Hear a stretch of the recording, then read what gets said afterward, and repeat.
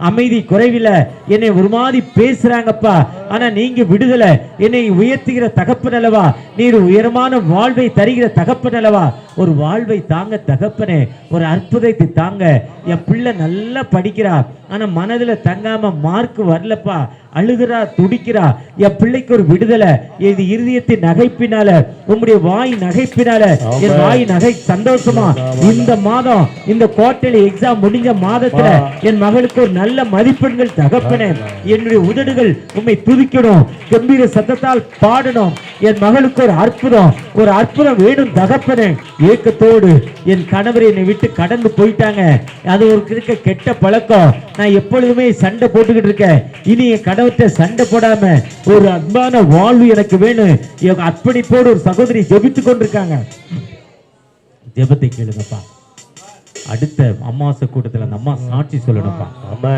என் கணவரோடு பல வருடங்கள் பிரிந்த வாழ்வு, ஆண்டவர் நான் விடுதலை கொடுத்திருக்கிறாரு, என்னை தாழ்த்தி ஒப்பு கொடுத்தேன், ஆண்டவர் எனக்கு விடுதலை கொடுத்திருக்கிறாரு, என் கணவருக்கு எனக்கு ஒரு நல்ல உறவை கொடுத்திருக்கிறாரு, என் மருமகன்கிட்ட நான் சந்தோஷமா பேசல, அதனால மருமகன் சண்டையில இருக்காங்க, விடுதலை தாங்க. ஏக்கத்தோடு ஜெபிக்கிறோம் அன்பு மகளுக்காக தகப்பனே, ஒரு விசை கூட மனம் இறங்கப்பா. வாயின் வார்த்தை ஐயா ஒவ்வொருவரையும் ஆசீர்வதிக்கட்டும், உங்களுடைய கிருபை ஒருவோடு இறங்கட்டும். ஒரு விதமான ஹெட்டேக்ல ஒரு சகோதரி கஷ்டப்பட்டு இருக்காங்க, அந்த ஹெட்டேக்ல இருக்க அன்பு மகளுக்கு உன் துக்க நாட்கள் முடிந்து போச்சு. விசுவாசத்தோடு வீட்டுல இந்த எண்ணெயை ராத்திரி போடுறப்போ இன்றோடு அந்த ஹெட்டேக்கு அந்த தலைவலி அந்த மகளுக்கு கடந்து போகணும்ப்பா. எத்தனை நாட்கள் உபவாசம் இருந்து கணவன் மனைவா ஜெபித்திருக்காங்க இந்த எண்ணெய்க்காக, நீங்க ஜெபத்தை கேட்டு ஒரு விடுதலை கொடுக்க போறீங்க. ஆசீர்வதிங்க.